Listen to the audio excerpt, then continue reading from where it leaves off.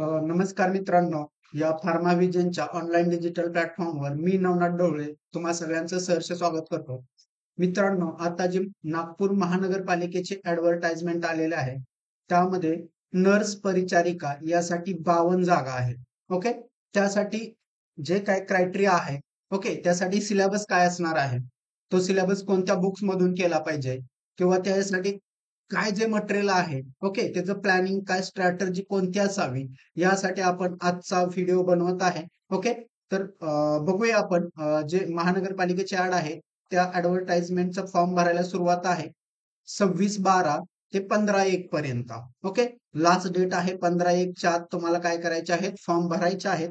Okay, तुम्ही जर बघायला गेला तर नर्स परिचारिका यासाठी जो पेज तर आहे तो S13 आहे. टोटल जागा आहेत 52.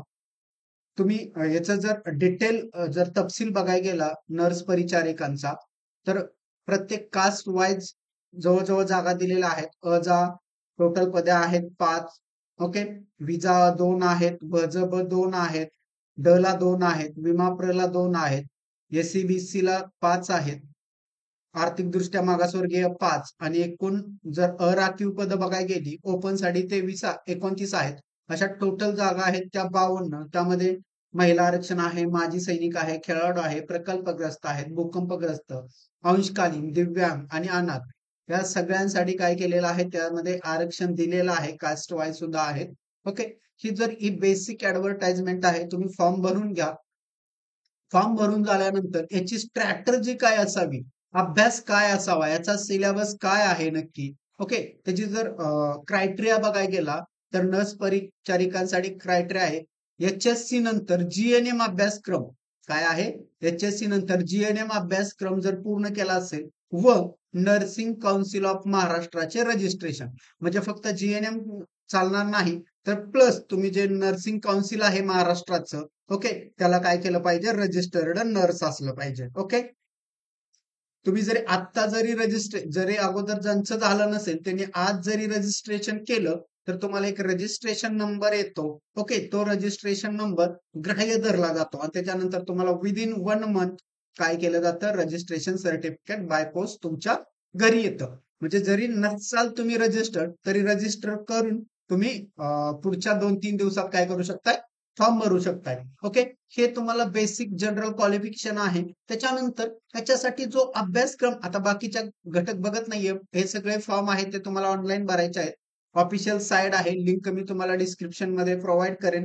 हे सगळं आरक्षणाच्या गोष्टी आहेत. फर्स्ट तुम्हाला एज क्रायटेरिया दिलेला आहे. ओके, किमान वय 18 असलं पाहिजे. अराखीवसाठी 38 आहे, मागासवर्गीयांसाठी 43 वर्षाचा आहे. ओके, मग माजी सैनिकांसाठी 5 वर्षाचं एक्स्ट्रा तुम्हाला एज रिलॅक्सेशन दिलं जातं. दिव्यांगसाठी 45 आहे, प्रावीण्य पात्र खेळाडूसाठी 43 आहे, दिव्यांग व्यक्ती उमेदवार 45, प्रकल्पग्रस्त 45 आणि पदवीधर अंशकालीन असतील तर त्यांच्यासाठी 55 वर्षाचं काय आहे, एज लिमिट आहे.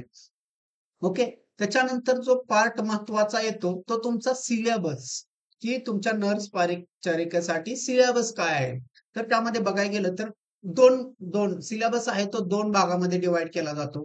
फर्स्ट आहे तो नॉन टेक्निकल आणि दुसरा आहे तो टेक्निकल. नॉन टेक्निकल मध्ये क्वेश्चन जर बघायला गेलं तर 60% क्वेश्चन हे तुमच्या नॉन टेक्निकलचे आहेत आणि 40% क्वेश्चन हे टेक्निकलचे आहेत. म्हणजे मराठीचे 15 प्रश्न आहेत, इंग्लिशचे 15 आहेत, बौद्धिक चाचणीचे 15 आहेत, सामान्य ज्ञानाचे 15 आहेत. म्हणजे हे टोटल जर बघायला गेलं तर 60 प्रश्न होतात आणि जे उरलेले तांत्रिक प्रश्न आहेत ते 40 प्रश्न आहेत. ओके, आणि यांची जर काठिण्य पातळी बघायला गेलं तर खूप सोपी काठिण्य पातळी आहे. उच्च माध्यमिक म्हणजे 12वी पर्यंत जे काय मराठी इंग्लिश बौद्धिक चाचणी किंवा सामान्य ज्ञान असेल ते 12वी बेस पर्यंत आहे. म्हणजे तांत्रिक आहे ते तुमच्या जे GNM कोर्सला आहे त्या रिलेटेड ज्या गोष्टी असतील त्या इथं काय केलेल्या आहेत, विचारणार आहेत. मग नक्की मराठीचा अभ्यास काय करायचा आहे, इंग्लिशचा काय करायचा, बौद्धिक चाचणीचा काय करायचा, सामान्य ज्ञानचा काय करायचा, किंवा जे तांत्रिक प्रश्न असतील त्याच्यामध्ये कोणत्या सब्जेक्टवर फोकस करायचा, या रिलेटेड जो व्हिडिओ आहे तो डिटेलमध्ये असणार आहे तुम्हाला. आणि त्या रिलेटेडच आपल्याला आज काय करायचं आहे, आपला लेक्चर आहे ते त्या बेस असणार आहे. टोटल तुम्हाला काय अभ्यास करायचा आहे काय नाही, ओके, ते लेक्चर आपल्यासाठी काय असणार आहे, महत्वाचं आहे.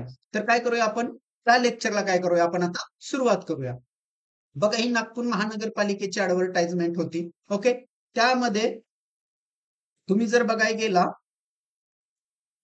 त्यामध्ये नर्स परिचारिकाच्या टोटल 52 जागा आहेत. ओके, त्यासाठी नेमकं काय वाचलं पाहिजे, अभ्यास कसा केला पाहिजे, आणि तो अभ्यास तुमचा असणार आहे तो टीसीएस पॅटर्न नुसार असला पाहिजे. कशानुसार असला पाहिजे? TCS pattern. Tata consultancy services मार्फत काय करणार आहे, तुमच्या जीएनएमच्या परीक्षा म्हणजे जे नर्स परिचारिकेची परीक्षा आहे ते कोण कंडक्ट करणार आहे? टीसीएस कंडक्ट करणार आहे. मग त्यासाठी तुम्हाला टीसीएस मार्फत कोणत्या प्रकारचे प्रश्न विचारले जातात, त्यांचा फोकस एरिया काय असतो, त्यांचा सिलेबस काय आहे नर्स परिचारिकेसाठी, तो आज काय करणार आहे आपण या व्हिडिओमध्ये डिटेलमध्ये काय करणार आहात, बघणार आहे. ओके, या कोर्समध्ये बघा जे तुमचं मराठी असणार आहे. ओके, फर्स्ट आहे तुमचा इंग्लिश. नर्स परिचारिकेसाठी जो इंग्लिश आहे, इंग्लिश मध्ये काय विचारलं जातं टीसीएस एक्झामला? ग्रामर. ग्रामर मध्ये तुम्हाला काय कव्हर करायचं आहे, किंवा होकॅब मध्ये तुम्हाला काय कव्हर करायचं आहे ते इथं दिलेलं आहे. त्यांनी सिलेबस ऑलरेडी दिलेला आहे तुम्हाला की नर्स परिचारिकेसाठी काय सिलेबस असला पाहिजे टीसीएसचा.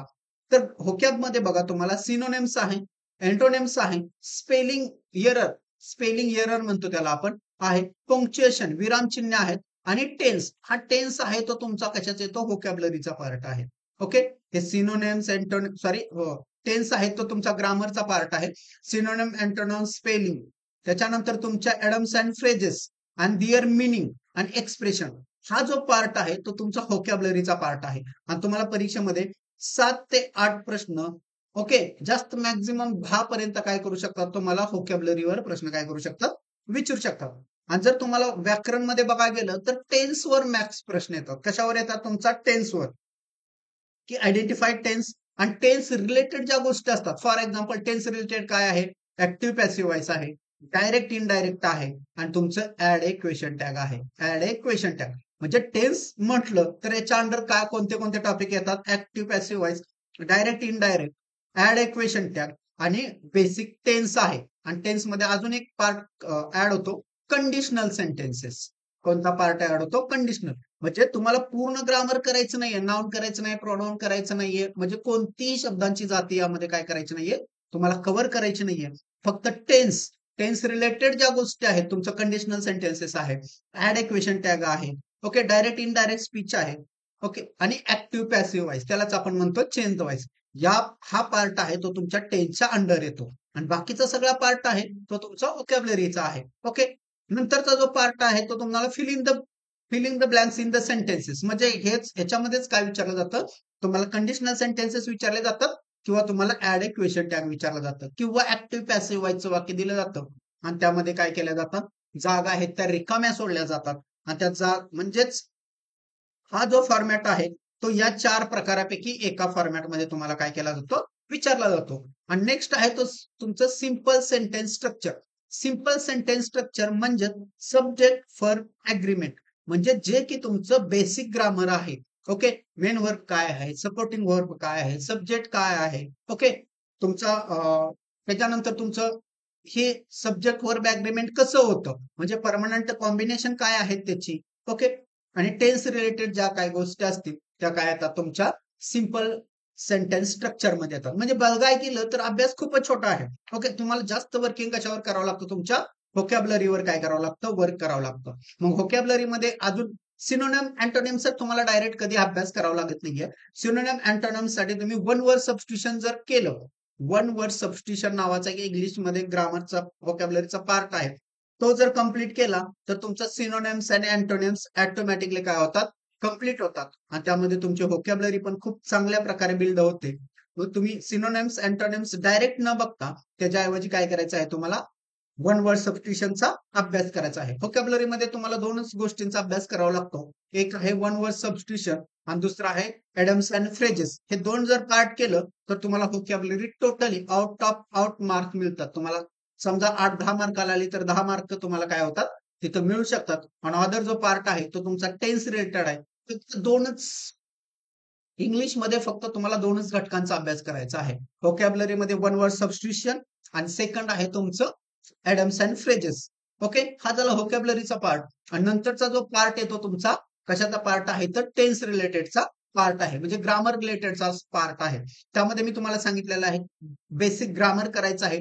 टोटल टेन्स 12 जे टेन्स आहेत इंग्लिशचे, तर टोटल 12 टेन्स कंप्लीट करायचे आहेत. त्याच्यानंतर तुम्हाला कंडिशनल सेंटेन्स कंप्लीट करायचं. त्याच्यानंतर ऍक्टिव्ह पॅसिव्ह व्हॉइस, त्याच्यानंतर डायरेक्ट इनडायरेक्ट, आणि लास्ट आहे तुमचा add equation tag.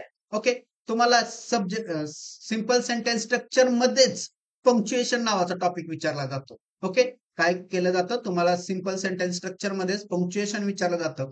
Direct vocabulary मध्ये तुम्हाला एखादा शब्द दिला जातो आणि find out the error in the spelling असा डायरेक्ट प्रश्न तुम्हाला विचारला जाऊ शकतो. म्हणजे हे स्पेलिंग तुम्हाला कधी बरोबर येतील, ऑटोमॅटिकली तुम्ही वन वर्ड सबस्टिट्यूशन केलं का स्पेलिंग ऑटोमॅटिकली तुम्हाला काय येतील, बरोबर येतील. त्यामुळे तुम्हाला अभ्यास करताना कोणत्या गोष्टीवर फोकस करायचा आहे ते काय होईल, इझिली समजून जाईल.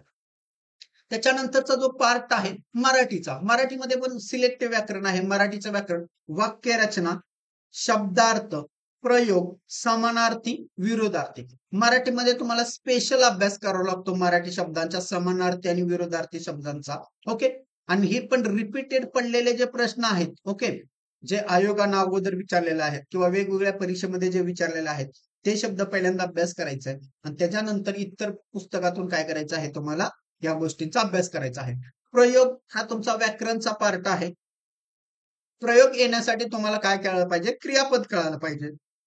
ओके, व्याकरणामधलं क्रियापद कळायला पाहिजे, आणि क्रियापद आणि प्रयोग हे दोन्ही तुम्हाला कळायचं असेल तर तुम्हाला ग्रामर मधलं काय कळायला पाहिजे, काळ हा टॉपिक कळायला पाहिजे. कोणता टॉपिक कळायला पाहिजे, काळ.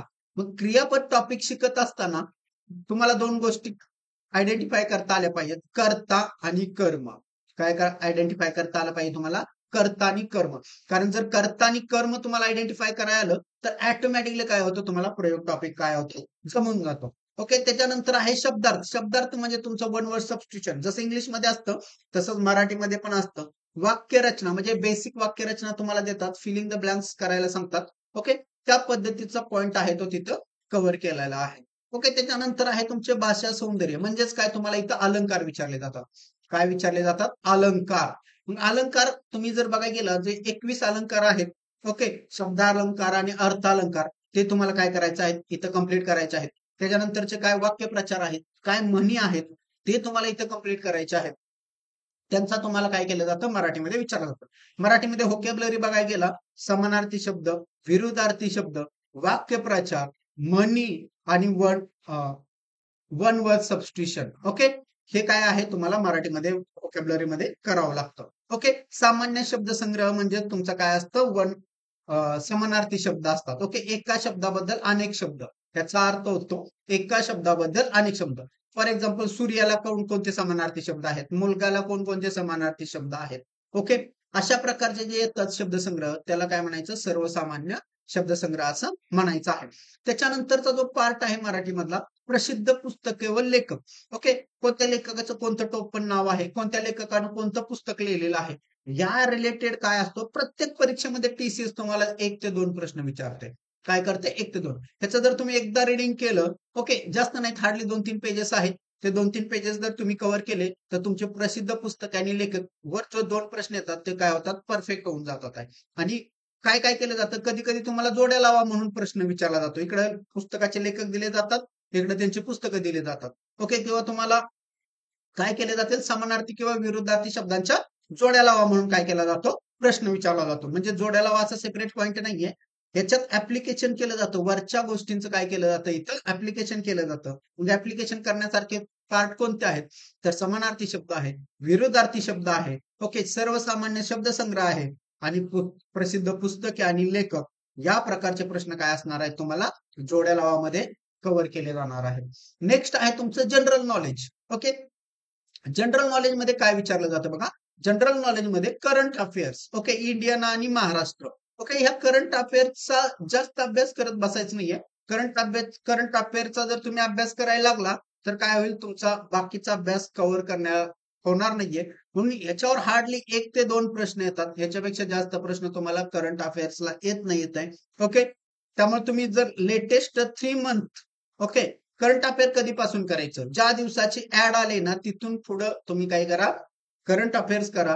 लक्षवेध नावाचं पुस्तक तुम्ही काय करू शकता, करंट अफेअर्सला यूज करू शकता. त्यात वन लाईनर सगळ्या घडामोडी आहेत त्या तुमच्या काय होतील तिथं कव्हर होऊन जातील. ओके, किंवा ज्या वर्षभरात काय वन लाईनर सगळ्या घडामोडी असतील, बेस्ट 200, ओके, त्या जरी कव्हर केल्या तर मोर दॅन सफिशियंट आहेत तुमच्या करंट अफेअरसाठी.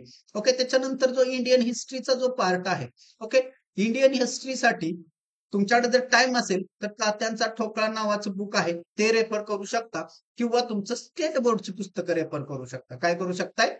ओल्ड स्टेट बोर्ड म्हणजे 5वीचं, 8वीचं आणि 11वीचं ओल्ड स्टेट बोर्ड बुक बघायचे आहेत, नवीन मधली नाहीत आहेत. 5वी, 8वी, 11वी जर बघितलं इंडियन हिस्ट्रीला तर मोर दॅन सफिशियंट आहे. त्याच्यापेक्षा तुम्हाला हिस्ट्री एक्स्ट्रा करायची गरजच नाहीये. आणि मॅथ्स तुम्हाला प्रश्न इंडियन हिस्ट्रीवर समाज सुधारकावर विचारतात. समाज सुधारक, ओके, त्यांचं कार्य आणि त्यांनी कोणकोणत्या प्रकारचं कार्य केलं, कोणत्या संस्था स्थापन केल्या, या रिलेटेडचे जे प्रश्न आहेत ते तुम्हाला इंडियन हिस्ट्रीवर येतात आहेत. त्याच्यानंतरचा जो पार्ट आहे तो इंडियन जॉग्राफीचा आहे. ओके, इंडियन जॉग्राफीमध्ये काय विचारलं जातं? तुम्हाला फिजिकल जॉग्राफी आला पाहिजे, म्हणजे कोणता पर्वत रांगा वगैरे, नद्या कुठं आहेत, ह्या सगळ्या गोष्टी, म्हणजे आपले जे 5 फिजिकल डिव्हिडेशन आहे आपल्या इंडियाचं, त्या पहिल्यांदा आलं पाहिजे. त्याच्यानंतर आपले ड्रेनेज सिस्टीम म्हणजे नदी प्रणाली तुम्हाला जमली पाहिजे. त्याच्यानंतर कोणतं खनिज कोणत्या राज्यात सापडतं, इंडियन कल्चर, बाबा कोणती जमात कुठं आहे, कोणतं टेम्पल कुठं आहे, म्हणजे बेसिक मोन्युमेंट कोणते आहेत इंडियाचे. ओके, त्या मोन्युमेंट कोणत्या राज्यात आहेत, काय कशाशी रिलेटेड आहेत. ओके, या रिलेटेडचे जे प्रश्न आहेत ते तुम्हाला इंडियन जॉग्राफीमध्ये येतील. नेक्स्ट आहे तुमचं इंडियन कॉन्स्टिट्यूशन. ओके, इंडियन म्हणजे आपण काय म्हणतो भारतीय राज्यघटना. भारतीय राज्यघटनेमध्ये काय कोणत्या गोष्टींना फोकस करायचं आहे, तर भारतीय राज्यघटनेमध्ये भारताची राज्यघटना निर्माण कशी केली, okay, formation of Indian constitution, okay, त्याच्यावर प्रश्न विचारले जातात. आणि पहिले 51 कलम आहेत 51 अ पर्यंत, ती तुमची 51च्या 51 कलम काय असली पाहिजेत, काट केले असली पाहिजेत. त्यासाठी लागणाऱ्या सगळ्या घटना दुरुस्ती तुम्हाला माहित असल्या पाहिजेत. त्याच्यानंतर कोणते फॅक्टर गरजेचे आहेत, राष्ट्रपती माहित असले पाहिजे, त्यांची निवड, त्यांचा राजीनामा, ओके, त्यांना कोण अपॉइंट करतं, किंवा त्यांचे निवडणुकी रिलेटेड काय आर्टिकल्स असतील ते, त्यांचा शपथविधी. ओके, त्याच्यानंतर उपराष्ट्रपती, त्याच्यानंतर पंतप्रधान, संसद. संसद म्हटलं का तुम्हाला काय आलं पाहिजे, लोकसभा, राज्यसभा माहित असले पाहिजे, त्यांचे सदस्य माहित असले पाहिजेत, त्या गोष्टी येतील. त्याच्यानंतर विधानसभा म्हटलं तर आपल्या महाराष्ट्राची विधानसभा आहे, विधान परिषद आहे, राज्यपाल आहेत, मंत्रिमंडळ आहे, या रिलेटेडच्या गोष्टी काय असल्या पाहिजेत तुम्हाला माहित असल्या पाहिजेत.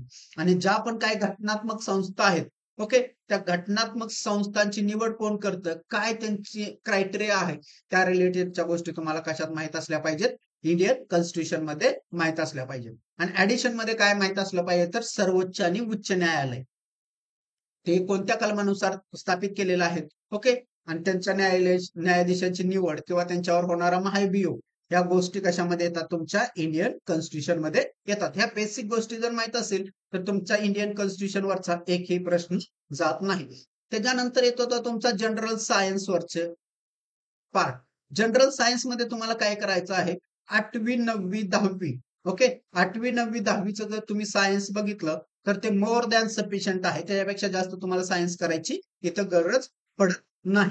तर स्पोर्ट अँड कल्चर बघा, कल्चर हे तुमच्या जॉग्राफीच्या अंडरच येतं, आणि स्पोर्ट म्हटलं तर तुमच्या करंट रिलेटेड अंडर येतं. म्हणजे तुम्हाला इथं विचारलं जाईल एखादी फेमस पर्सनॅलिटी स्पोर्ट मध्ये विचारली जाईल, किंवा तो कोणत्या खेळाशी रिलेटेड आहे, किंवा सध्या कोणकोणत्या खेळामध्ये भारताचं प्रतिनिधित्व कोणी केलं, भारतानं कोणकोणत्या प्रकारचे मेडल मिळवले त्यामध्ये, या प्रकारचे जे प्रश्न असतील ते तुम्हाला स्पोर्ट अँड कल्चर मध्ये मिळून जातील. त्याच्यानंतरचा जो पार्ट आहे राईट टू इन्फॉर्मेशन आणि महाराष्ट्र पब्लिक सर्व्हिस ऍक्ट म्हणजे आरटीएस आपण म्हणतो त्याला, एक आरटीआय आहे, राईट टू इन्फॉर्मेशन ऍक्ट आहे, आणि राईट टू सर्व्हिसेस एक आहे 2015चा आणि 2005चा. ओके, त्या दोन्हींवर एक एक प्रश्न येतो प्रत्येक परीक्षेत. खूप सोपे ऍक्ट आहेत, एकदा जरी तुम्ही रीड केले तर तुम्हाला काय होतं, त्याच्यावरचे मार्क्स मिळून जातात. हार्डली 2-2, 3-3 पेजेसचे ऍक्ट आहेत, ते तुम्हाला काय करायचे आहेत, कव्हर करायचे आहेत.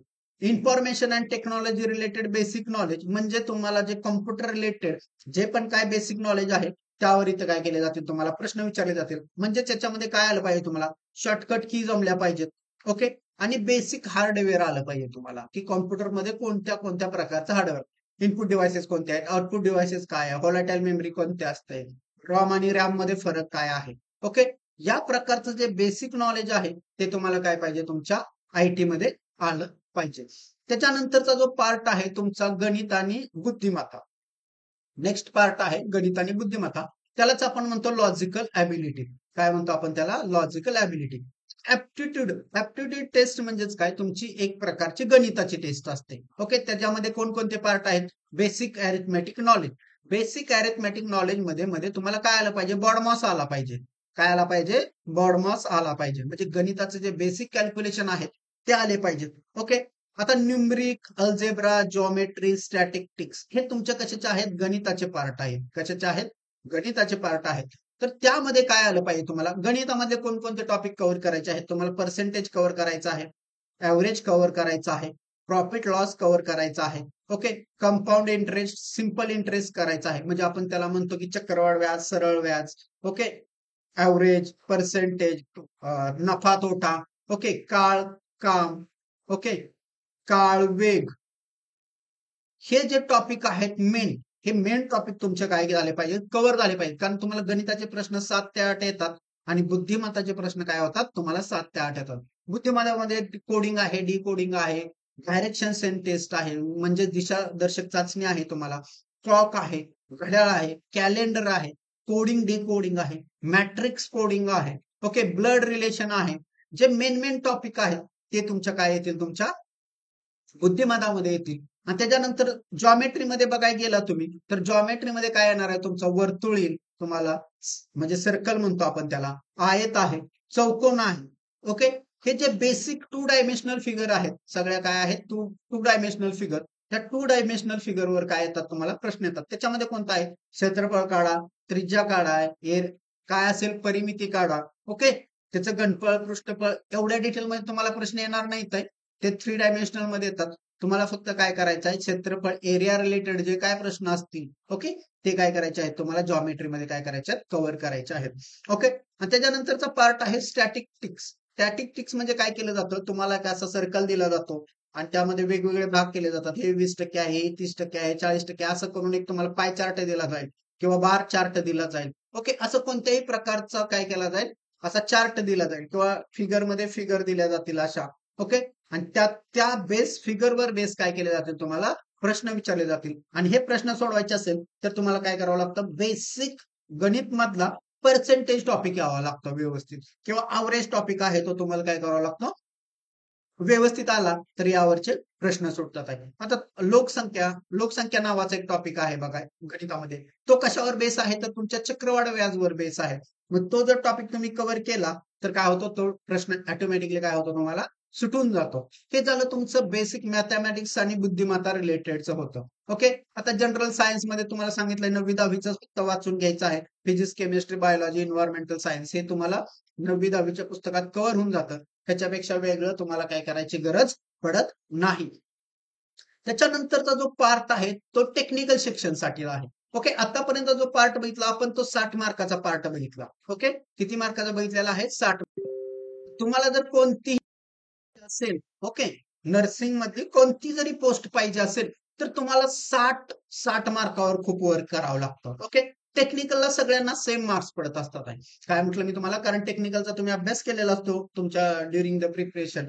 ओके, कारण तुमची डिग्री त्यामध्ये झालेली असते, त्यामुळे इथं तुम्हाला जास्त कष्ट करावं लागत नाहीये. पण तुम्हाला जर पोस्टच पाहिजे असेल, तुम्हाला जर सिलेक्टच व्हायचं असेल तर तुम्हाला मॅक्झिमम कव्हरेज काय करावं लागतं? या 60 मार्कावर काय करावं लागतं? तुम्हाला मॅक्स कव्हरेज करावं लागतं. आणि इथं जर तुम्ही 50 प्लस बीट घेतले तर ऑटोमॅटिकली तुम्हाला काय होतं? सिलेक्शन होतं. आणि इथे 50 प्लस बीट घेणं खूप सोपं आहे. हार्डली 30 ते 40 दिवस जर अभ्यास केला, ओके, फक्त 30 ते 40 दिवस अभ्यास प्रत्येक सब्जेक्टचा, हार्डली 5 ते 7 दिवस, तर तुम्हाला काय होतात? आरामात 50 प्लस बीट येतात. जास्त अभ्यास नाहीये मित्रांनो. मराठीला व्होकॅब्युलरी आहे, जास्त टॉपिक नाहीत. ग्रामरचे तुम्हाला प्रयोग आणि अलंकारच टॉपिक आहे ग्रामर मधला, बाकी सगळे व्होकॅब्युलरीचा पार्ट आहे. म्हणजे तुम्ही ते दोनच टॉपिक व्यवस्थित केले आणि काळ व्यवस्थित केला, क्रियापद व्यवस्थित केला का विषय संपतो तुमच्या मराठीचा. इंग्लिशमध्ये पण तसंच आहे. तुम्ही टेन्स टॉपिक करा, त्याच्या रिलेटेड 3-4 टॉपिक आहेत ते कम्प्लीट करा, व्होकॅब्युलरीचा अभ्यास करा. ओके, त्याच्यानंतर गणित बुद्धिमत्ता पण, गणितामध्ये तुम्हाला हार्डली 8 टॉपिक आहेत, बुद्धिमत्तामध्ये 7 ते 8 टॉपिक आहेत. ते तुम्हाला कव्हर केले तर तुम्हाला गणित बुद्धिमत्तामध्ये 15 येतात मार्क्स. ओके, जीएस मध्ये बघायला गेलं तर पॉलिटीचा अभ्यास हार्डली 2 दिवसात होतो. जॉग्राफीचा अभ्यास तुम्हाला हार्डली 2-3 दिवसात होतो. ओके, जनरल सायन्स 9वीला 1 दिवस, 10वीला 1 दिवस दिला तर तुम्हाला जनरल सायन्स कव्हर होऊन जातं. हिस्ट्रीमध्ये 5वीचा 1 दिवस, 8वीचा 1 दिवस आणि 11वीला 3 दिवस दिले तर हिस्ट्रीचा अभ्यास होऊन जातो तुमचा. त्याच्यानंतर येतो RTI 1 दिवस, राईट टू सर्व्हिसेस 1 दिवस आणि तुमचा कॉम्प्युटर रिलेटेड 1 दिवस. म्हणजे हा पण तुमचा कव्हर होतो. म्हणजे तुम्ही जर बघायला गेला तर अभ्यास काहीच नाहीये. फक्त तुम्हाला काय पाहिजे, व्यवस्थित प्लॅनिंग पाहिजे. आणि जर नोट्स वगैरे सगळे अवेलेबल असतील तर तुम्हाला ह्या गोष्टी काय होतात, इझिली होऊन जातात आहे. त्याच्यानंतरचा जो टेक्निकल पार्ट आहे बघा, तुम्ही जर क्वेश्चन पेपरचं अनालिसिस केलं असेल तर तुम्हाला मॅथ्स क्वेश्चन कशात येतात, तुमचे अनाटॉमी फिजिओलॉजीवर येतात. ओके, तुम्हाला बॉडी सिस्टीम ज्या काय माहित आहेत त्या बॉडी सिस्टीम सगळ्या डिटेलमध्ये पाहिजेत. मायक्रोबायोलॉजी पॉझिटिव्ह ऑर्गॅनिझम माहित पाहिजे, स्टेरिलायझेशन माहित पाहिजे तुम्हाला, क्लासिफिकेशन ऑफ बॅक्टेरिया माहित पाहिजे. ओके, अँटीसेप्टिक डिसइन्फेक्टंट माहित असलं पाहिजे. ओके, मायक्रोबियल टेस्ट माहित पाहिजे, स्टेरिलिटी टेस्ट माहित पाहिजे तुम्हाला. ह्या जर गोष्टी कव्हर असतील तर तुमचा इथं मार्क्सच जात नाहीये. अनाटॉमी फिजिओलॉजीवरच तुम्हाला नियर अबाउट 20+ प्रश्न येतात आहे. मायक्रोबायोलॉजीवर 4 ते 5 प्रश्न येतात आहे. सोशिओलॉजीवर तुम्हाला 4 ते 5 प्रश्न येतात आहे. फर्स्ट एडवर तुम्हाला 1 ते 2 प्रश्न येतात. फंडामेंटल्स ऑफ नर्सिंग 1 ते 2 प्रश्न येतात आहे.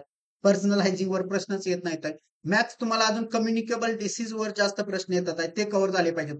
नोज, इयर, थ्रोट हा ऑलरेडी अनाटॉमी फिजिओलॉजीचा पार्ट आहे, तो तिथं कव्हर केला तर हा पण पार्ट तुमचा तिथं कव्हर होऊन जातो. ओके, कम्युनिटी हेल्थवर तुम्हाला 1 ते 2 प्रश्न येतात आहे. कॉम्प्युटर एज्युकेशन ऑलरेडी तुम्ही काय केलेलं आहे, GS मध्ये कव्हर केलेला आहे, त्यामुळे इथला हा पार्ट कव्हर होऊन जातो. ओके, बाकीचे जे पॉइंट आहेत ते एकदम मायनर लेवलला विचारतात, 1 ते 2 प्रश्न त्यामध्ये विचारतात.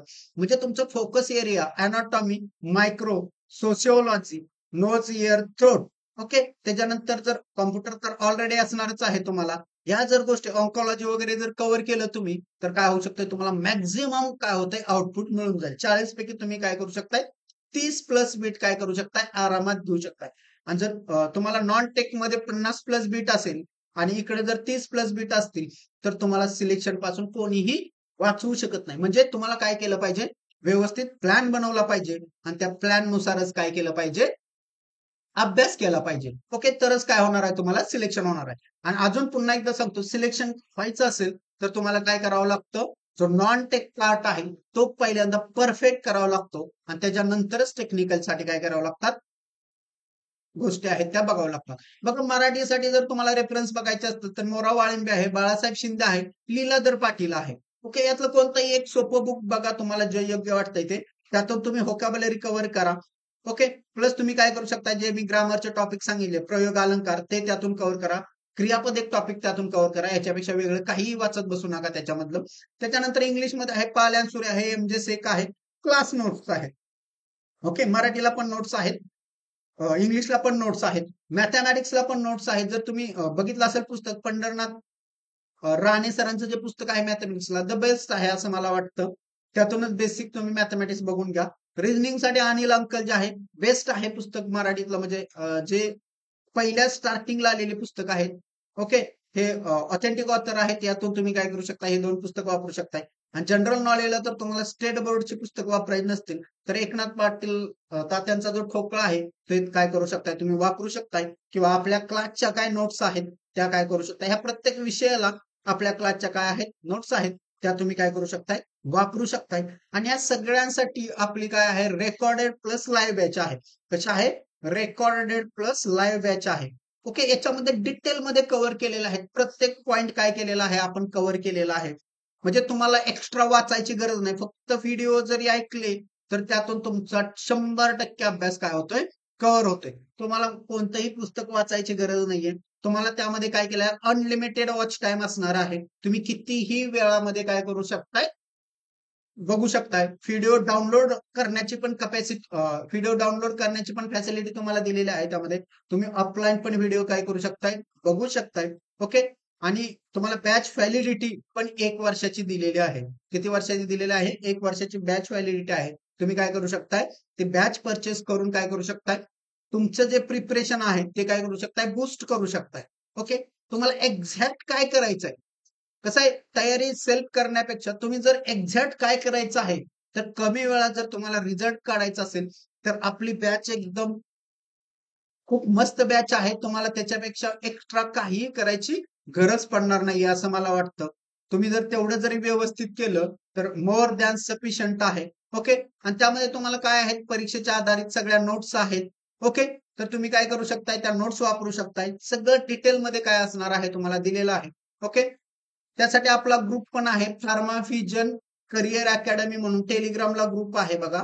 फार्माव्हिजन करिअर अकॅडमी तो ग्रुप काय करू शकताय तुम्ही जॉईन करू शकताय. त्यामध्ये सगळं काय केलेलं आहे तुम्हाला डिटेल्स प्रोव्हाइड केलेलं आहेत. आणि आपलं ऍप आहे फार्माव्हिजन नावाचं ऍप आहे. हे तुम्ही ऍप डाउनलोड करा. ओके, त्यामध्ये तुम्हाला काय मिळून जाईल आपला कोर्स मिळून जाईल. आणि आपलं फार्माव्हिजन करिअर अकॅडमी ओके हा टेलिग्रामला ग्रुप आहे. सगळ्यांनी जॉईन करून घ्या. या ग्रुपवर तुम्हाला नेहमी काय होतील अपडेट मिळतील. सगळ्या परीक्षांचे अपडेट काय होतील तिथं तुम्हाला अवेलेबल असतील. तुम्हाला नोट्स मिळून जातील आणि कोणत्याही परीक्षेचं गायडन्स आहे ते तुम्हाला काय मिळून जाईल ह्या ग्रुपला मिळून जाईल. हा ग्रुप टेलिग्रामला अवेलेबल आहे फार्माव्हिजन करिअर अकॅडमी म्हणून. हा त्याचा सिम्बॉल आहे त्यामध्ये तुम्ही बघू शकताय. ओके, आणि तुम्ही जर गुगल प्ले स्टोअरला गेला तर हे ऍप आहे फार्माव्हिजनचं. हा त्याचा लोगो आहे. हे ऍप डाउनलोड करा. त्यामध्ये तुम्हाला काय होईल बॅच मिळून जाईल. ओके, आणि बॅचची फी पण कमी असणार आहे. तुम्हाला अगदी कमीत कमी फी मध्ये ते काय केलेलं आहे टोटली बॅच 1 वर्षासाठी काय केलेलं आहे अवेलेबल करून दिलेलं आहे. त्यामुळे मॅक्झिमम तुम्हाला टू द पॉइंट प्रिपरेशन कसं करायचं असतं ते तुम्हाला काय होईल बॅच मध्ये बघायला भेटेल. आणि तुमचा अभ्यास काय होईल कमीत कमी वेळात तुम्हाला काय होईल मॅक्झिमम तुमचं काय होईल आउटपुट तुम्हाला मिळून जाईल. ओके, इथं आपण थांबूया. तुम्हाला जर काय डाऊट असेल तर तुम्ही काय करू शकता मला कॉन्टॅक्ट करू शकताय. कॉन्टॅक्ट नंबर आहे 79 72 19 21 19 79 72 19 21 19 7972192119 हा आपला कॉन्टॅक्ट नंबर आहे. ओके, याच्यावर तुम्ही काय करू शकता कॉन्टॅक्ट करून तुम्हाला जे पण काही इन्फॉर्मेशन पाहिजे असेल एक्झाम बद्दलची ते काय करू शकता तुम्ही विचारू शकताय. ओके, इथं आपण थांबूया. धन्यवाद.